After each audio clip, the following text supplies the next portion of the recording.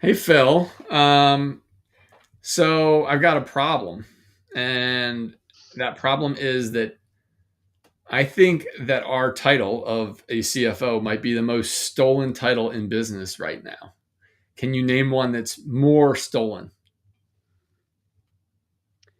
I don't know. Like, I think a lot of people like to call themselves founders. Shit, it's on my screen. Uh, okay, fair. I mean, the other one's on mine, so there you Yeah, all go. right. Two peas in a pod. Takes two to tango. Um, All right, I'm Josh Notes. Across the table from me is my business partner, co-host Phil Maffey. This is Financial Clarity Live, where we dive every single week into topics around strategic finance and the intersection of small to medium-sized business. The audience, we hope, is filled with founders, owners, operators, and other executives that are hoping to take their business to the next level, trying to figure out how they can do it with a team that's a little stronger than it is today. So this is something we run into a lot. It's the bookkeeper who masquerades as a CFO.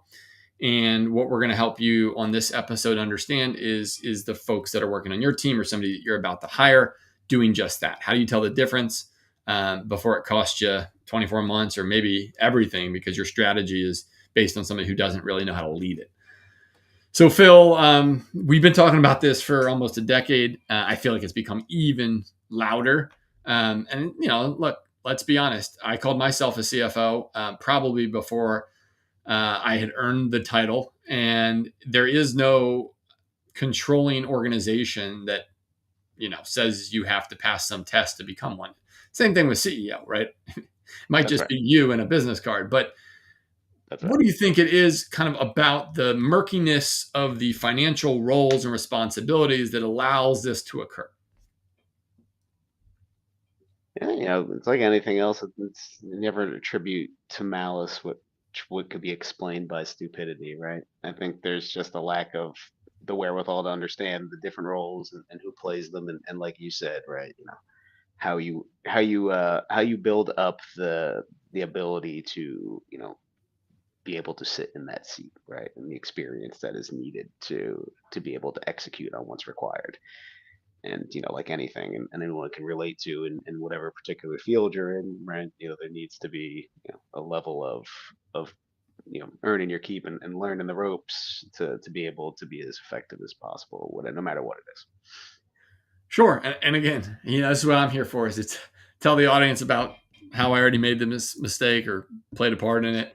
I think anytime that you can, jump two rungs up the ladder and not get called out on it and make some more money doing it, most people will make that jump, especially in our society that kind of rewards that. And if you're not even having to step on anyone's head because there's no one else in the room, like all the better. Um, that's my take on it. So I think without, there's only one CFO in any organization. I've never heard of co-CFOs, although maybe you and me are inventing that role. Um, there's this opportunity where these roles, bookkeeper, controller, outsourced accountant, it's just like, maybe even somebody else is like, oh, so you're like a CFO. And it's like, yeah, sure. And then all of a sudden, like, well, if that person believes it, well, then I might as well just put it on the resume. Um, I would say the other one, the founder, can't spot the difference a lot because they've never had a real CFO to compare to, right? They've worked in small business environments or they never touched the finance side because they were in marketing and sales, or maybe they were an operator who spun out the business. Um, but I think that's probably, like you said, the real reason. It's not because people are out there meaning to do harm, but there is a cost to this, right? I think if you don't have strategy led by someone who's done it, and you don't have that with your finances, um, especially today with AI, anything can get dropped in there, and you can pretend to be whatever you want to be, but the function will not be played. So what is the biggest cost, Phil, that you've seen when that CFO role is being played by a pretender? I mean, I've seen all sorts of egregious shit, right, over the years. I mean, it's like this is alluding to it's oftentimes someone who doesn't know any better and doesn't really know the difference, and they've kind of got somebody who's sitting in a seat that's a little bit, in over their heads, right? And nobody's at the wheel to point out this fact, right? It's just, again, just kind of the things landed in that fashion for whatever reason, and kind of gets to the point where it was, tenable for a period of time, and then oftentimes we come in when that, is no longer tenable, and Yeah, and I find think find all of the issues that had happened over the years. I don't know how many times this has ever been presented to us, but I think there's this other feeling of where the CEO, let's say, of said organization doesn't want to have the feeling of a small org chart, so they actually create the uplift for the person who's like, I'm just a bookkeeper, but they want to call me a CFO, so you can call me whatever you want. I don't really care. I'll just need to do the things that I know how to do. And then the other person just feels more empowered by feeling like they have somebody with an executive title, not necessarily experience. Either one of them is just as dangerous, but just pointing at why the title is created in itself. Um, so let's talk about these roles. Okay. Bookkeeper records the past, categorizes the present. They are essential. Absolutely. We, the CFOs in the room, say so, but they're not strategic in nature. The damage here is when the bookkeeper is asked to do the CFO's job, and that number one, they might even slip on their ability to do the job that they need to do, which is essential. But then, in addition to that, they just don't really know how to do it because they haven't led things forward um, in an organization of this size and scale. What else am I missing here? What do you want to make sure hits home? Yeah, and it's everyone plays a role, right? And this all of the stuff that this individual is responsible for, is a part of that role, but it's not the whole role. Okay, fair. All right. Well, the real CFO. We don't have that on our Twitter handles, but if we did, this is what we would be talking about. They're designing the future, right? That's what a real CFO is doing. They're defending the capital. Their function is there to do the math on the things that haven't happened yet. It's to really manage risk and to manage the path, into that future in a way that I think is not going to be done by the same person who's kind of looking backwards to decide, count all the things that already happened. What do you think, Phil, that maybe I haven't already said that needs to be here for anyone to you again don't care what their background experience or college alumni is, but you do care that they can play this role if you're gonna judge another CFO. Well, I mean, I think I do care about what the experience is, right? Because that's what dictates, someone's ability to execute on what's demanded, right? And there's, if you're only a couple fresh out of school for a couple of years, right? I'm not going to take you too seriously when you tell me that this is the role that you think you can play, because there's just too many things I know you haven't seen yet, right? And Okay. there's an element of, things that come with time. I don't think necessarily I'm saying you need to be a dinosaur, right? But we do see a lot of, like, fresh out of school, had one job at a consulting firm, and now, you want to be playing this role, and depending on the complexity of the organizations with which you're working, right, that may or may not be possible. Everyone needs to get their first, bite at the apple and crack at things, but if you haven't, done an M&A work or led a strategic finance team, or any of that kind of stuff, and then that's what's being demanded of you, and the role you're taking on, right, it's you're, setting yourself up for a fall. And anybody who's savvy is going to realize pretty quickly that you don't quite know what is, in over your head, right, and a little out over the skis. Yeah, and it's not just setting that person up for a fall, right? It's setting up the organization because the strategic decisions are being made around this. And um, look, there's a lot of folks out there that we've met that are owner operators and are they have no CFO. They don't pretend to have one, and they are literally driving the business off of faith or gut instinct. Also dangerous, but I guess nobody to blame but themselves in that situation. In a case where somebody is masquerading and they think they're getting good strategic information, but then they realize that really the basis of it is flawed based on, like you said, experience or knowledge or modeling capabilities. That's I think what we're talking about today. All right. So agree or disagree that numbers are like a foreign language. Somebody has to translate them. Well, I mean, I will say that they are the language of business, right? So if you can't speak it, you're doing so at your own peril. There you go. And they have been for a long time, and the tools that allow them to speak have improved. I think almost not going to say too fast, but so fast that it all feels like gobbledygook. Where you could get the most fanciest software, and you always say garbage in, garbage out.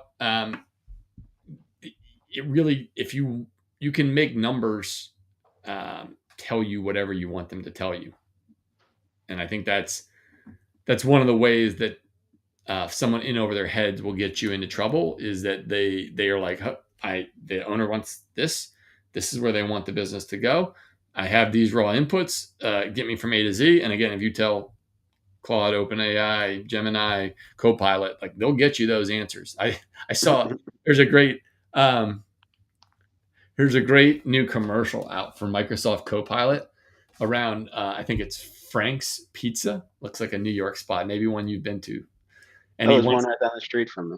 there you go. He wants to bring back the dollar slice, and he's like, how do I bring back the dollar slice? And he asks Copilot, and it works up this spreadsheet, and then the line goes around, and I'm like, okay, like they didn't exactly explain it in the commercial, because it just shows that the visual of the pizza owner who gets the spreadsheet to do what he wants it to do. But I was like, obviously, I'm a finance geek, so I'm sitting there like watching. And I'm like, I didn't see any of the people that came for the dollar slice buy the whole pie, which is the only way you actually make the money to make the dollar slice, win as a loss leader. But anyways, if you see Frank or Hank or whatever his name is, ask him about the second and third tab on that spreadsheet. I'd love to see what he said. They don't sell dollar slices at the one by me, so someone must have figured something out. Yeah, right. There you go. Um, so look, if we're talking about this translation and this process, this baton passing, um, you know, race that gets run every single month, um, we need a couple of different roles to be played. We need the bookkeeping function to be played. We didn't go too much into the controller function in this episode, but a lot of organizations, that's the next missing gap. And then really the CFO is there to translate this into big decisions around capital, hiring, pricing, maybe even exit decisions. What else do you think is missing in this translation of the translation? Yeah, I think there's value in, you know, being able to understand what the trends are telling you, and the wisdom that comes from going through the exercise of trying to predict what's going to happen, and then seeing how wrong you could really be. um you know there's value in all of these exercises, but someone who has never been responsible for running them may not be able to drive the value for a leadership team, right? There's certainly there's a step between just spitting out a bunch of reports and trial balances, and delivering a message that the numbers are telling you something, and you need to adjust the sails of the ship accordingly, so to speak. Gotcha. Okay. Right. And if you don't say that timely and you're heading in the wrong direction, like in small business, things can go bad pretty quickly. Kind of like sailing. Storms pop up quick, need to That's make right. adjustments quickly. The That's right. system's not in place, person's never seen a storm like this, could be a lot of pain. All right, so here's 5 questions that we encourage you to ask if you're curious whether somebody is pump faking you on their background. Um, what's the one capital decision I'm getting wrong right now? And again, that opens up to a prior episode we've talked about regarding the CFO CEO relationship, why it's important that there's an ability to discuss, debate, argue, and just have a difference of opinion. Um, if they deflect, they're probably a bookkeeper. All right. Cash position 13 weeks out, not 4. Phil might even argue, give me 2 years out. If they haven't had time to build it, how would you build it? They should be able to get back to you with an answer pretty quickly. Which customer is economically irrational to serve? If the bookkeeper doesn't really understand the question, that tells you they're maybe still a good bookkeeper, but not a great CFO. If we hired one person tomorrow, where does the math say to put them? I don't know, Phil. You think is that a CFO question, or is that really an ops question? I think I think it's a little bit of both, right? I don't think, I think it's a strategic decision to figure out who's the most advantageous next hire, and then it's the finance decision to determine, what are the financial implications of what it's going to cost to get the person that you want, and then what does that mean for future hires, other hires that can't happen, those sorts of things, right? So it's more a function of putting that into the context of everything else that's going on, right? And the one hire is depending on the size of the business, it could be a drop in the bucket, or it could be the biggest capital decision you're making for the whole year, right? It all depends. Okay, and then something around a big decision, kill criteria for our biggest open initiative, something like that, and just seeing how they understand that and frame those thresholds. One more thing to think about is the bundle, right? If someone says, if you buy our bookkeeping services, you get our CFO services at half off or whatever, like which way did it start? Where did that organization start? There's a lot of organizations out there with the word CFO in their name, and then you really get to understand who they are, what they do, and they are really bookkeepers that have a consultant maybe that runs them or something like that.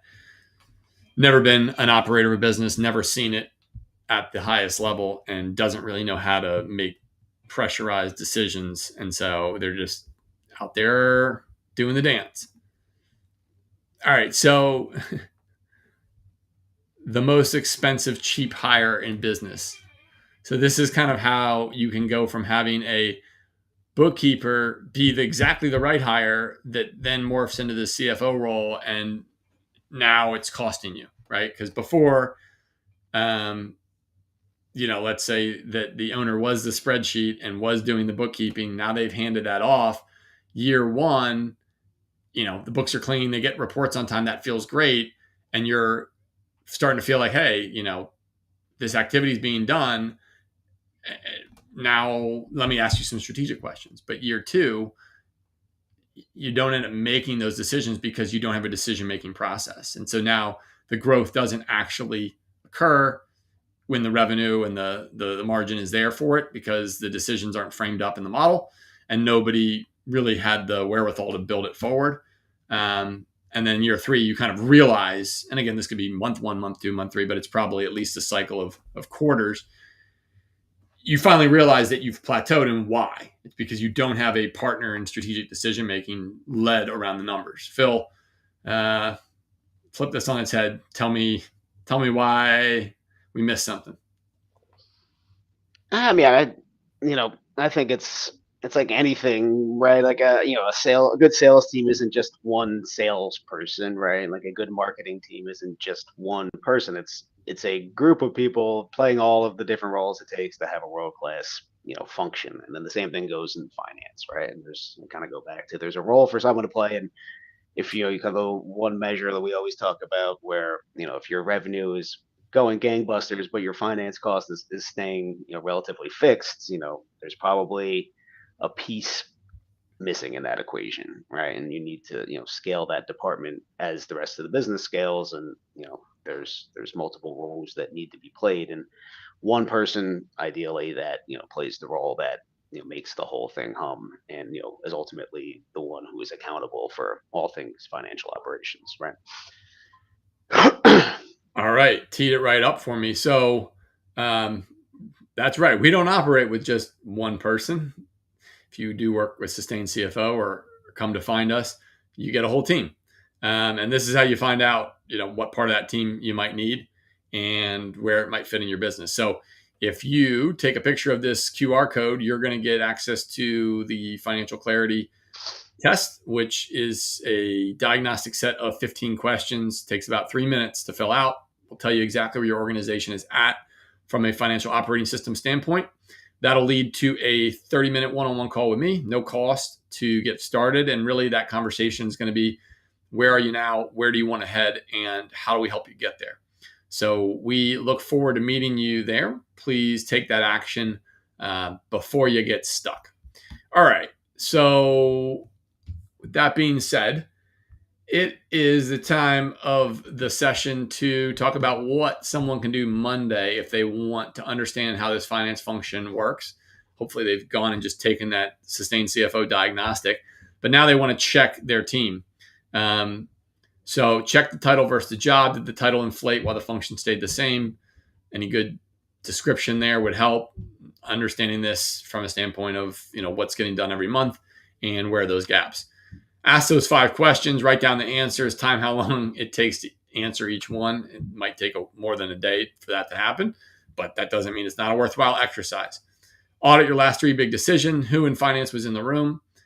No one, the bookkeeper, or maybe it was just you. That's a gap. Especially as things get bigger, they start scaling and the decisions get more complex.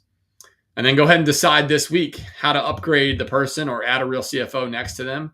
Or maybe sustained CFO gets tapped and we bring our team to the table. Happy to help, meet you where you're at, take you where you want to go. But look, we don't fix this with a title change. You fix it by changing the function. And we believe strategic finance is one of the most important and most overlooked functions in small to medium-sized business. But with that being said, we are out of time today, and we want to thank you for joining us on Financial Clarity Live. If you enjoyed the conversation, you want to hear more, join our newsletter, Finance and Focus, for weekly financial tips, updates, and Q&A from the episode. See you next week, 3 p.m. Eastern, for our next episode where we're going to help you gain financial clarity live.